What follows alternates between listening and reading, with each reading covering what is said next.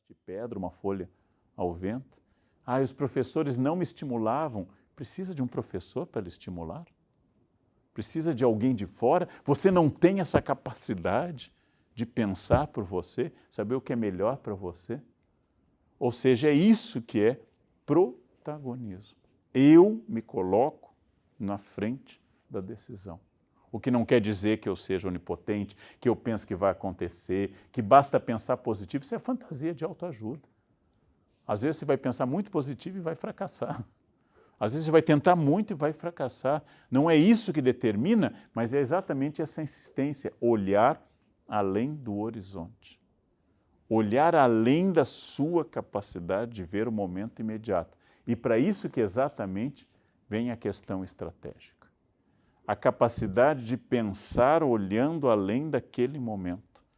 A capacidade de investir em metas de médio e longo prazo. E não viver como crianças ou animais. Como vive uma criança e animal? Tenho vontade, fiz, quero dormir, durmo. Preciso ir ao banheiro, urino. Pronto, isso é uma criança ou um animal. Ser adulto é aprender que às vezes tem muita vontade de ir ao banheiro e não vai. Que não chegou a tempo, que não dá, que você vai tentar controlar-se o máximo possível para construir um sentido estratégico. De que às vezes você pode dormir mais, às vezes menos, às vezes tem que sacrificar o sono num período de provas. Mas também ser sábio para não ficar sacrificando até que a própria máquina corporal entre em colapso. É esse equilíbrio estratégico que ele é fundamental. Ousar ou repetir. Depende de uma pergunta muito importante. O que eu ganho ousando? O que eu ganho aumentando a aposta? O que eu ganho mudando de carreira? O que eu ganho fazendo um novo curso? O que eu ganho estudando uma outra língua? O que eu ganho repetindo o que está dando certo, se ainda está dando certo? E tudo isso é para não confundir uma questão muito importante, a confusão das pessoas entre dados e conhecimento. Hoje essa confusão ela dá origem a muito problema. Primeiro problema, as pessoas acham que porque está na internet o conhecimento é acessível a todos. O que é acessível a todos são os dados. Todas as doenças do mundo, todos os remédios, todos os procedimentos cirúrgicos estão na internet. Nem por isso formar um médico hoje deixou de significar 10 anos de estudo contínuo. Todas as receitas do planeta Terra podem ser acessadas no Google. E não surgiram cozinheiros extraordinários nos últimos 10 anos comparados com os do passado. Porque continua sendo necessário pegar os dados, transformar em atitudes, habilidades e novos conhecimentos. E isso não mudou. Se antes procurava na enciclopédia, na Barça, na Britânica, hoje você pode procurar em qualquer lugar, mas transformar aqueles dados em atitude, em técnica, em habilidade, é completamente diferente. E continua sendo custoso. Todos os exercícios físicos estão no Google, mas fazê-los continua difícil. Absolutamente difícil. Todas as técnicas de piano, todas as partituras, todos os pianistas que existiram no século passado estão gravados, fotografados, filmados, com dicas, aulas, workshops. E tocar piano continua sendo pelo menos 12 anos de aprendizado e uma vida inteira de dedicação. Ou seja, as pessoas estão confundindo dados com conhecimento. Ah, o que o professor me diz está no Google. Ótimo. Mas transforme isso em atitude, em habilidade, é um pouquinho mais complexo do que isso. Custo de tudo. Custo absolutamente de tudo, esforço. Esforço contínuo. Isso precisa ser redescoberto. Os franceses chamam de goût de l'effort, o gosto do esforço. O gosto de fazer as coisas. Saber que se eu começar a tocar violão hoje, vai ser um entusiasmo. Em 2 a 3 aulas, você vai estar tocando o dó e o sol 7, e vai tocar, e bota aqui o meu pezinho feliz. Com 2, 3 aulas, está tocando uma marchinha, e ficava falando, ótimo. Aí surge a pestana, aí surge a dor no dedo, segura a corda, começa a doer, começa a dar o efeito da etapa seguinte. Aí as pessoas desistem. Chegou a hora do esforço. Ah, coloca a menina no balé, ela põe o tutu, põe a sapatilha, faz para a mãe, faz para ela. Que amor! quarta aula o pé está doendo. Eu não tenho jeito para o balé. Você tem a vagabundagem, você tem a preguiça. Para saber se tem jeito ao balé, estude uns 10, 12 anos, para depois você ver que você tem jeito. Mas você está enfrentando o primeiro esforço, a primeira dor com a desistência. Aí não vai conseguir nada. Não vai dançar absolutamente nada, não vai tocar nada, não vai aprender nada, porque o primeiro resultado parece simpático. Tudo aquilo que é uma habilidade, tudo aquilo que é um conhecimento, tudo aquilo que é uma nova atitude precisa de prática. Muita prática, longa prática. Quero reeducar o corpo, quero ser mais alongado, quero ser mais musculoso, quero ser mais definido. Prática. Não é uma tarde na academia. Eu nunca consegui me dedicar à academia, então hoje eu vou passar a tarde na academia. Resultado, lesão, dor, cãibra. É ir à academia com regularidade daqui até o fim. E parou, começa a regredir. Isso é o aprendizado permanente. Prática, insistência, fez hoje, faz amanhã e faz de novo. E param de desculpas. Não, essa semana eu tenho que fazer muita coisa. Então, não posso. Prática aliada à constância. Além da prática, constância. Não apenas praticar, mas praticar repetidas vezes. Insistir. Até criar um novo hábito. Algo que pode durar, às vezes, semanas, meses e às vezes anos. Mas criando um novo hábito, você passa a fazer. Tem um momento que o estudo se torna um hábito, que a academia, a atividade física se torna um hábito, correr se torna um hábito, tocar um instrumento se torna um hábito. Esse momento precisa ser atingido. E aí, quando se torna um hábito, não é mais um esforço. Você acorda automaticamente. Quem aqui acorda todos os dias na mesma hora, vai perceber depois de uns anos que não precisa mais de despertador. O corpo responde, acordando você até sábado e domingo, naquela mesma hora, porque o corpo responde a hábitos. Você tem até raiva, mas chega domingo, acorda, e com a idade vocês vão ver que não consegue mais dormir de novo. Ou coisa, vão lá, vamos trabalhar, você tenta explicar, não, hoje, dizer não, ele vai insistir. Constância. Constância é fundamental para tudo isso. Menos reclamação e mais ação. Menos eu estou cansado, não deu, hoje não, está chovendo, está frio, está longe, o pé está doendo. Isso aqui. Menos reclamação e mais ação. Ignorem mais as suas desculpas. Ignorem mais desculpas e aprendam, insistam. Hábito, constância. Mas eu nunca fui assim. Quer começar a ser? Está feliz até o momento com o que conseguiu? Está feliz com sua renda, seu corpo, sua família, seu conhecimento? Então, siga. Quer crescer? Totalmente diferente. É para isso que eu preciso pensar que eu sou sócio majoritário da minha própria vida. Então, ao gerenciar um esforço de aprendizado contínuo, ao gerenciar uma mudança desse porte, é uma decisão. É uma decisão importante, é uma decisão permanente, é uma decisão que começa hoje, continua amanhã, insiste, aí precisa na outra semana dar um incentivo, depois precisa encontrar amigos no mesmo tipo de vibração de mudança e fazerem um grupo de autoapoio, faz um grupo de força, colega, vai, mais um livro e um empurrando o outro, porque o cérebro vai reagir. Não é o seu inimigo, não é sua amiga invejosa, seu amigo invejoso. Quem vai lhe atrapalhar é o seu cérebro. É o único inimigo que você tem. Amigo dá para bloquear, cérebro não dá para bloquear. Falso amigo, deleta. Pessoa ligando chata, não atende. Visita inconveniente, se finge de ausente. Em casa, o cérebro não tem um botão de off. Ele vai ficando dizendo para você, para quê? Você já conseguiu, não precisa mais. Você já chegou lá, não é importante, não vá. Tudo isso é muito importante. E tudo que sintetiza através do símbolo do infinito. É exatamente essa capacidade de, ao longo de toda a vida, você continuar sendo alguém que aprende. Não existe mais a figura de quem aprendeu. Só existe a figura de quem está aprendendo. Não existe mais a figura da pessoa acabada, só aquela que está se construindo.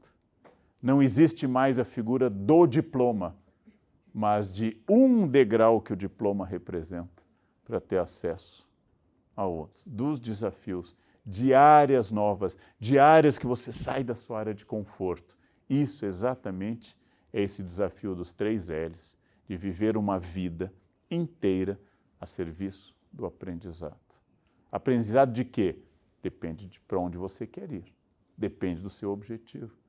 Depende das suas metas. Pode ser aprendizado de habilidades profissionais, pode ser de habilidades psíquicas, pode ser a consulta a um profissional de saúde mental para que você possa, através de um psicólogo, de um terapeuta, de um psiquiatra, de um coach, conseguir diminuir sua raiva, a raiva que está lhe atrapalhando, a raiva excessiva no trânsito, a sua vaidade, a sua insegurança. Pode ser que seja um trabalho psíquico, pode ser que seja um trabalho de conhecimento de língua, pode ser que seja uma melhoria física que vai lhe deixar mais leve, mais feliz, mais integrado e assim por diante. Pode ser tudo isso, mas sempre vai ter essa característica permanente. Permanente, de fato, daqui até atingir seu objetivo, e o objetivo é, de fato, o horizonte. O objetivo é exatamente o horizonte daquilo que você quer. Chegando lá, tem mais pela frente. Eu vou reservar esses momentos finais para as perguntas que nós tivemos, aí eu não sei como é que nós vamos organizar. Agora, tudo aquilo que eu disse, vocês podem contestar, aprofundar, buscar outros caminhos ou iluminar uma dúvida pessoal. Então, temos agora esses 10 minutos finais, cabem várias perguntas. Por favor. Professor, um prazer lhe ouvir hoje.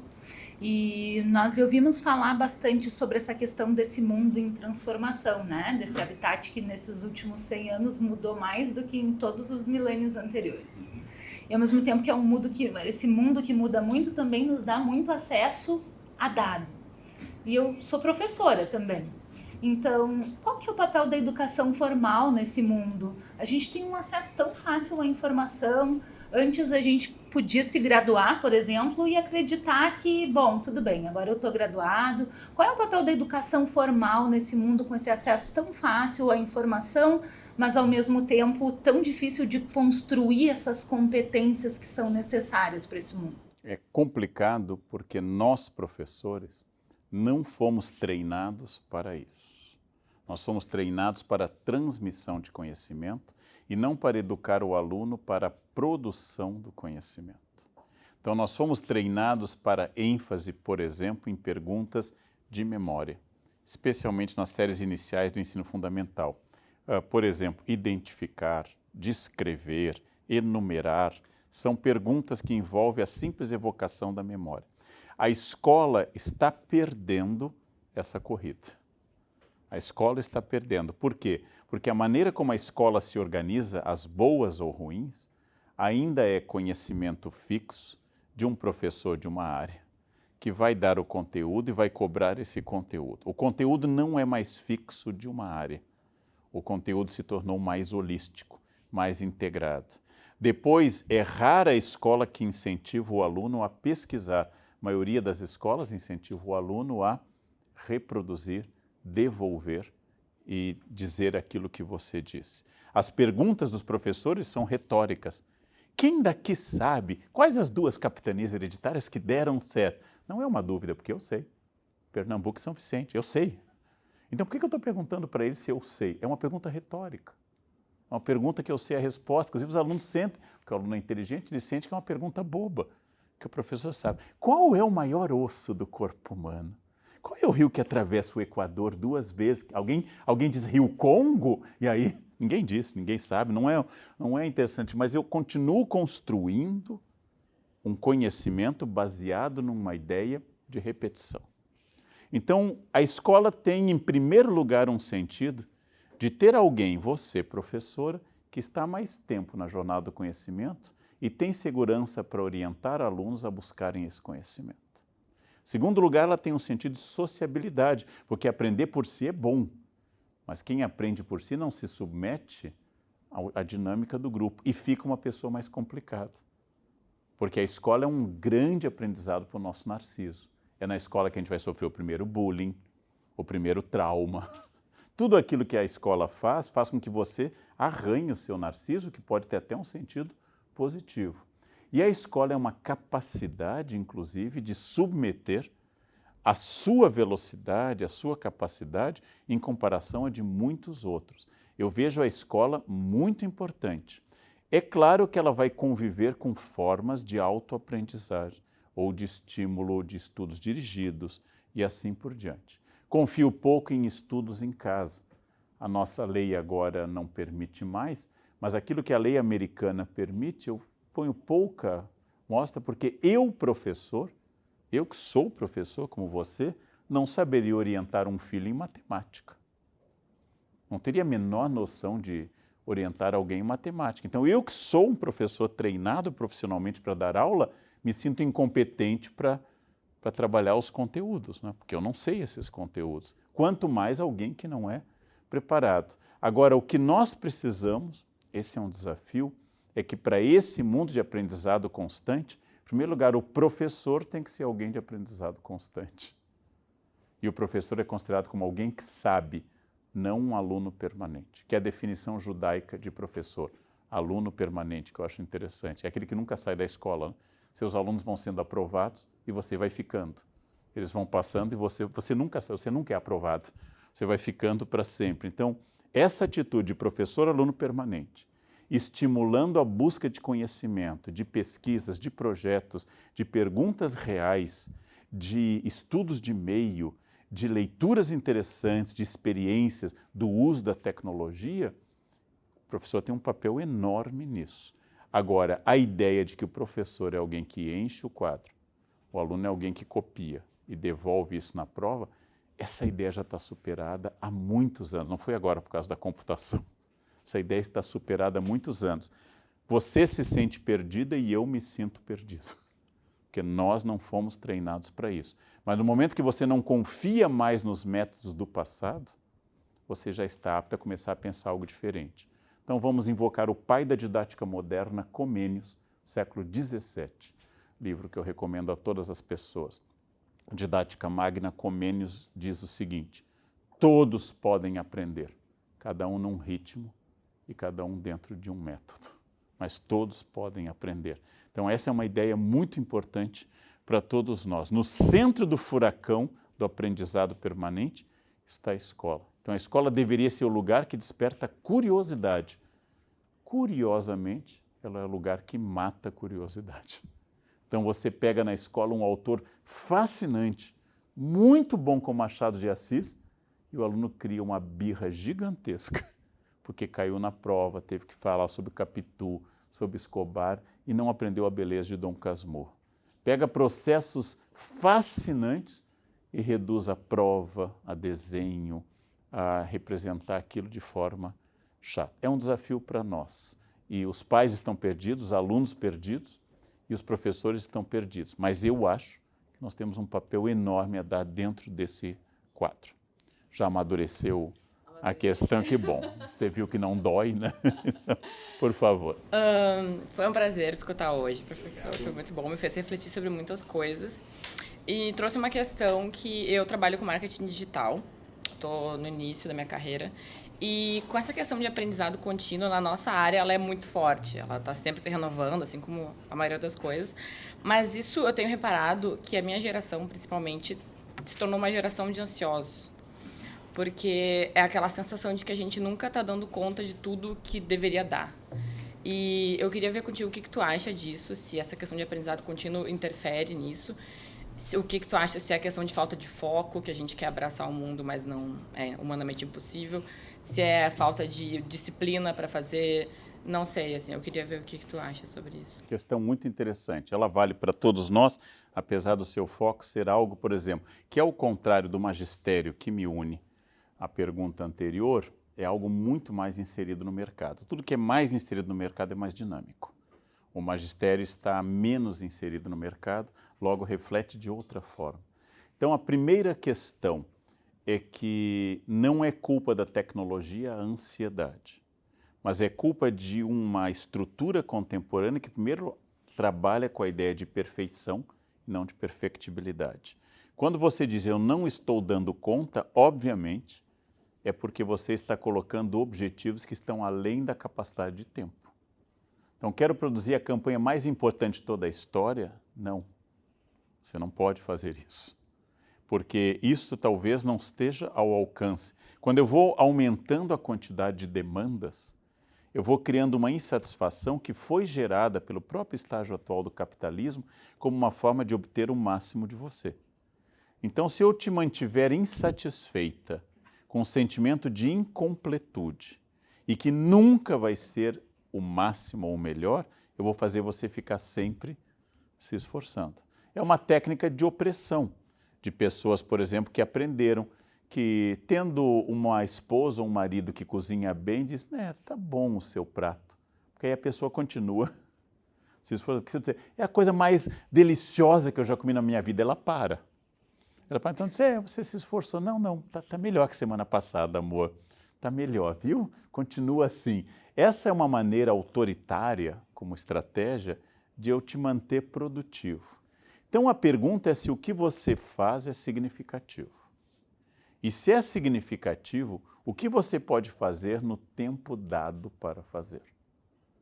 Você tem um limite do tempo, que eu já disse, o tempo não é um valor que você possa expandir de forma elástica universal. E se você faz aquilo, qual é o papel daquela produção? E se o trabalho começa a representar toda a gama da sua existência, se você não tem mais vida amorosa, afetiva, familiar, ou não tem mais um tempo de ócio criativo, como diz o sociólogo Domênico de Masi, ou seu direito à preguiça, como diz Paul Lafargue, se você não tem mais isso, você virou uma máquina tarefeira de ficar fazendo tarefas. E para piorar, graças à tecnologia, você leva celular para casa, você pode atender o chefe 24 horas por dia, você pode fazer férias com o celular na mão, você pode, o final de semana, respondendo a questões em casa. Então, qual é a função do trabalho e da criação? Renovação contínua não é sinônimo de ser workaholic ou work lover, porque o workaholic é um fracassado, porque ele foca permanentemente numa produção que vai ocupar aquilo que Freud vai chamar de toda a sua libido. Em outras palavras, não tendo sexo, ele trabalha. E trabalha sem cessar. Só que é insatisfatório aquilo. Então, se você está deslocando toda a sua libido para o trabalho, o problema é que o trabalho não é capaz de, sozinho, de lhe dar toda essa satisfação. Essa insatisfação é uma estratégia sua, do seu superego, do que você incorporou da sua mãe, do seu professor, do padre, do rabino, do pastor, que foi lhe dizendo que você é pecadora, limitada, incompetente, você não é tudo que a gente esperava, você é uma decepção, porque isso é uma maneira de mantê-la muito produtiva. Enquanto você for incompetente, você continua fazendo, você continua se esforçando. Então, em primeiro lugar tem isso. Depois, é um erro contemporâneo de achar que existe a felicidade plena. É uma crença de Instagram. Vocês precisam levar isso em conta. A felicidade só existe no Instagram. Então, se você acredita que quem está postando que a família é ótima, realmente tem uma família ótima, é um problema. Nossa, mas por que o meu final de semana foi horrível? Meu amigo foi aqui, viajou para a Serra Gaúcha, postou fotos da família. É que ele só posta aquela foto, não do inferno que foi no carro com os filhos. Meus filhos mexeram o saco, eu pensei em jogá-los de Veranópolis, no Rio das Antas, para isso. Não, ele não vai postar isso, ele vai postar a fotinho de todo mundo feliz. Não acredite nisso. Existe a dimensão trágica da existência. Todo trabalho que você fizer é incompleto. Todo livro que você produzir não é a versão final sobre o assunto. Toda perfeição que você atingir será superada. Todo conhecimento ficará datado. Isso deve lhe dar uma certa liberdade. Não é possível fazer nada além do possível. Não é possível fazer nada além do possível. Agora, esse possível pode ser muito mais do que hoje. Se for uma necessidade sua, uma necessidade de produção sua. Então, não estabeleça a sua medida no outro, não ceda aquilo que é uma necessidade da empresa. É a empresa que está dizendo que você tem que trocar o celular. porque ela precisa vender, não é que você precisa de um celular novo. É a empresa que está dizendo que aquele carro é ultrapassado, porque o modelo é março de 2019. Ele não tem um engate duplo para um acesso Bluetooth de última geração, que a luzinha fica piscando. Você tem que pensar, mas é aquilo que eu preciso? Eu preciso desse engate duplo? Você que tem que decidir o que é suficiente. E se alguém demanda muito mais do que isso, você tem que saber por que você tem que se submeter ao autoritarismo de alguém que não aceita a lei áurea, ou seja, que ainda não entendeu que a escravidão está abolida no Brasil. Então, o trabalho não é a única fonte de felicidade, mas ele não pode ser fonte de infelicidade. Você tem que saber que a sua energia criativa, ela é ampla, ela também é afetiva, ela é familiar, ela é criativa, ela é artística e inclui também o trabalho. Agora, não entre na neurose tipicamente contemporânea, sejam perfeitos, façam tudo e façam sem parar. Inclusive, uma grande questão de felicidade é aceitar o limite, a imperfeição e o fracasso, sem o qual você não pode nem trabalhar e nem casar. Não casem se vocês não trabalhem com a imperfeição. E não trabalhem se vocês não podem trabalhar com a imperfeição. Buscar a perfectibilidade e aceitar que você é menos que Deus e mais que uma pedra. Isso é uma boa medida para orientar a produtividade. Qual o papel da inspiração no aprendizado, assim, além dessa questão técnica, assim, o papel do professor enquanto inspiração mesmo? Bem, existe uma norma que eu gosto. A inspiração tem um papel fundamental, ela é quase 1% do resultado final. O resto é transpiração. Então é muito importante ter uma ideia, olhar a brisa do vento ou o pôr do sol no Guaíba. O resto é correr para perder peso mesmo. Então, inspiração sim, bons momentos inspiradores, mas transpiração é o mais importante. Em países que são muito metódicos, que os alunos são muito ordenados, eu recomendo às pessoas, estudem um pouco menos, andem mais de pés descalços, vejam o pôr do sol. No Brasil eu recomendo horário, sente sempre na mesma hora, produza sempre, porque aqui nós temos muita crença na inspiração. Então, sempre o esforço é dominante. Você tem um talento musical brilhante, você é uma gênia do teclado. Se você não estudar, será uma capivara completa. Agora, você não é uma gênia do teclado, você toca bem. Se você estudar muito, vai convencer muita gente. Então, existe genética, existe disposição, inspiração, vocação, tudo isso talvez exista. Mas inspiração não substitui transpiração.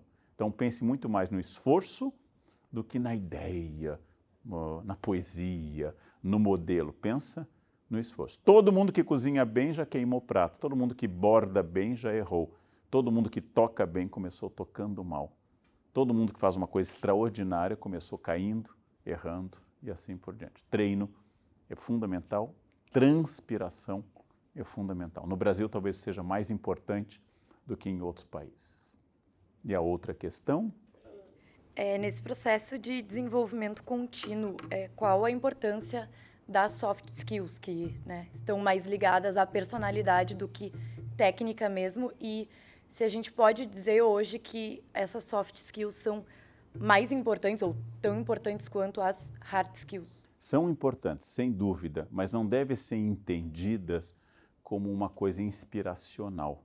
Porque você adquirir uma soft skill também pressupõe esforço. Um esforço que pode ser, por exemplo, adquirir uma habilidade acrobática na ginástica olímpica, ou de não gritar com pessoas, ou de ter a habilidade de conversar em meio ambiente de divergência, que é uma soft skill muito desejável. Só que adquirir uma habilidade soft requer tanta coisa hard quanto adquirir uma habilidade hard. Então, às vezes, sempre nós estamos de novo, e voltamos, as duas perguntas estão relacionadas, de uma crença em algo que seja natural, intuitivo ou próprio da vocação da pessoa. Não é. Não é. Algumas coisas são mais difíceis, outras mais fáceis. Se nós traduzirmos essa sua soft skill por uma espécie de inteligência emocional, como capacidade de colocar em perspectivas as coisas, essa é a grande habilidade soft para ter algo a conviver no mundo. Então, não adianta ter conhecimento hard de planilha Excel se você não sabe comunicá-la em uma reunião, inclusive para pessoas que estão contestando os resultados. Mas as duas coisas, dominar a planilha Excel e habilidade comunicativa em ambiente adverso, pressupõe educação. Você pode educar o caráter, como você pode educar o corpo ou o cérebro. Você pode educar a sua psique. Você pode educar. Não significa que você vai eliminar. A psicanálise, por exemplo, não te torna um eliminador, mas te dá consciência. Por que é que eu tenho essa sensação de raiva quando alguém me contraria? Atrás disso tem algum professor no ensino fundamental, tem um pai, tem uma mãe, tem uma figura simbólica que você incorporou e passou a querer agradar. E você não percebe que aquilo é uma idiotice. Se você perceber, você vai começar a trabalhar isso. Não é que vai desaparecer aquela figura interna, mas ela vai ter nome. E dar nome ao demônio é o primeiro passo para exorcizá-lo. Essa é uma técnica de exorcismo muito importante para todos que estão aprendendo a lidar com demônios, é dar nome ao demônio. Aqui está meu medo se chama Irmã Maria Josefa, que na quinta série me humilhou diante da classe porque eu não sabia os números primos. Bem, essa Irmã Maria Josefa vai com você até o fim da sua existência.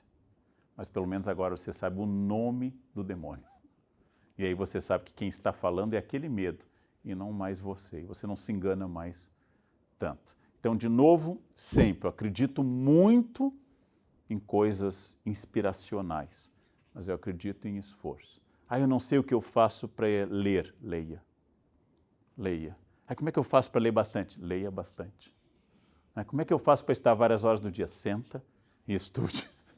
Várias horas. Eu não sei, mas não vem uma inspiração, não precisa de inspiração, senta e estuda. Mas hoje não é um dia bom, então o resultado vai ser um pouco menor, mas vai ter resultado. Eu acredito pouco em inspiração, dia e energia. A energia não está boa, troca a lâmpada. Não acenda incenso, dá rinite. Troca a lâmpada, quer dizer, vai e trabalha em cima daquilo. E sim, habilidades subjetivas são tão importantes quanto habilidades objetivas. Habilidades técnicas são fundamentais, habilidades subjetivas não técnicas são também fundamentais. Inteligência emocional, sabedoria, quaisquer outros nomes que eu possa dar à capacidade de gerenciar complexidades humanas, que faz parte de qualquer processo de liderança, transformação e protagonismo. Certo? Gente, acabou. Você acaba de concluir a primeira aula do curso. Vamos rever rapidamente os principais assuntos e o que nós aprendemos. Na primeira parte, o professor Karnal demonstrou o que há de novo no mundo atual que faz o lifelong learning ou mentalidade de desenvolvimento contínuo ser tão necessária. Ele explicou a concepção de um mundo líquido, em constante mudança, sem referências fixas e que requer a nossa adaptação e atualização de forma contínua. Na segunda parte, ele abordou o processo e os desafios que uma pessoa passa quando busca se desenvolver, se atualizar. Já na terceira parte, ele demonstra que dados e conhecimento são coisas completamente diferentes.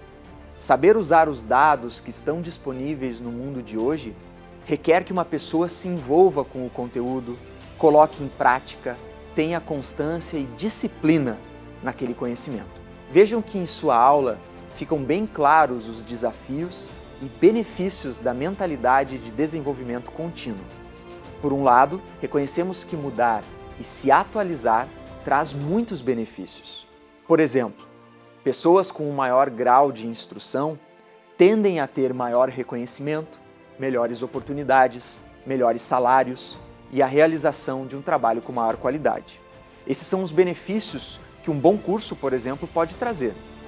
Mas para atingir essa evolução com um bom curso, é necessário lidarmos com a resistência à mudança, o medo, a zona de conforto, a administração do tempo, saber que é possível mudar, manter-se em movimento, aprender com os erros, sentir-se responsável pela sua realidade e tornar-se protagonista na sua própria vida.